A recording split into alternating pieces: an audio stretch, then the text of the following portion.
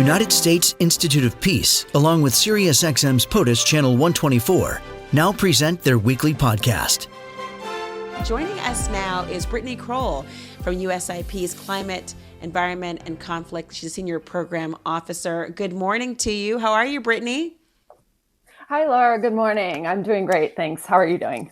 I'm doing great. There's a lot of conversations right now, obviously, about the Trump cabinet and the incoming administration, but there's also a lot of conversations more broadly about our positioning in the globe and global energy and climate challenges. We've seen this, of course, and as the global energy demands are intensifying, you've got the urgency of addressing some of the climate shock. Talk to me a little bit about what it is you're finding. Now, there was a big report that you all came up with as well that talked about a delicate balance between promoting nuclear energy and preventing proliferation.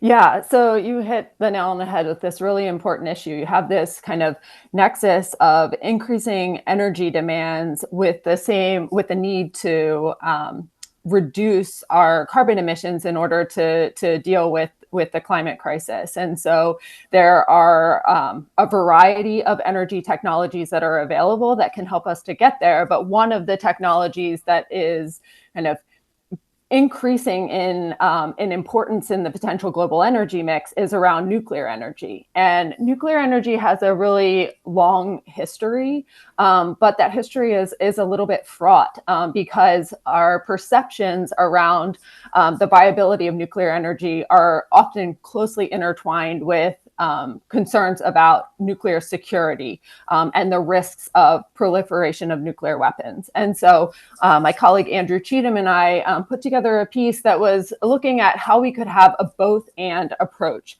where we're able to pursue nuclear energy while at the same time ensuring really robust multilateral frameworks that can continue our pathway towards non-proliferation and eventually maybe a world without nuclear weapons. So how can the U.S. balance that need for green energy sources with obviously the concerns over nuclear weapons? That's right. So U.S. leadership becomes really important in this space. And we have been a leader in both in multilateral engagements as well as bilateral engagements, and continuing to demonstrate that leadership is going to be really important. Recently, we put forward a commitment to triple nuclear energy capacity, and there's bipartisan interest in being able to pursue nuclear energy in a way that ensures really robust safeguards, and again, puts us on that path towards non-proliferation to ensure that we are able to safely and effectively develop nuclear energy to meet these really emerging energy demands and growing energy demands as we shift towards more electrification, and as we're seeing an increase in energy intensive activities such as the use of data centers for AI. So the U.S. has a lot of equities and interests in having a strong leadership position, both domestically as well as internationally. But yet nuclear energy is not necessarily the most viable solution for some developing countries, right? That's right. And that's what's really important is that nuclear energy is not the solution, but it is a solution. And each country needs to think about what the right energy mix is for them to be able to both meet their energy needs and to hopefully put them on a path towards net zero. And so there's a lot of factors that come into that decision making. There's political factors, there's social factors, there's environmental factors, and regardless, whatever energy source you choose, there's going to be trade-offs associated with that. And so it makes it really important to have both a transparent and participatory decision-making process when making choices about what that energy mix should look like, to ensure that there's kind of public buy-in and clarity on the direction that your particular country is heading. What about cooperation? I mean, are we seeing different nations cooperating with a common goal of this very thing, or are we getting a lot of resistance from one another?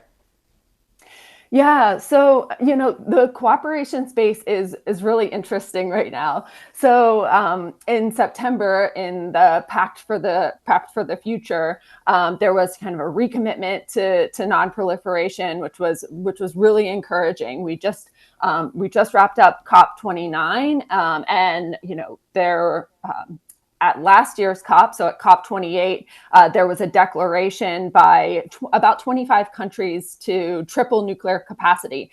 At COP29, another 6 countries signed on to that declaration, and you're seeing more conversations around how to cooperate on technology development, on capacity building, and so there really is an interest and need for robust cooperation.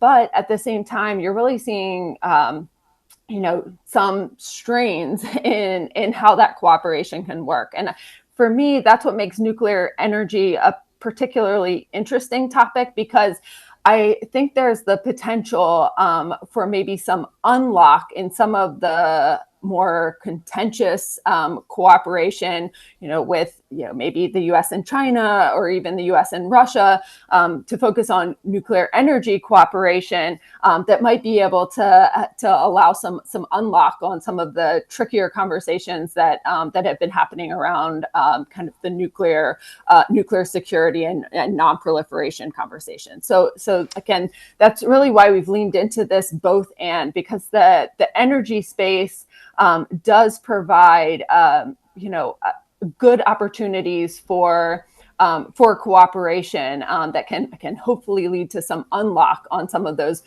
more difficult types of conversations that are happening in the security space. Brittany Croll, thank you so much for joining. We'll be looking forward to seeing how all of this pans out, the both and approach or otherwise. Thank you so much for joining. Thanks, Laura. I appreciate the time. This podcast has been brought to you by the United States Institute of Peace and SiriusXM's POTUS, Channel 124.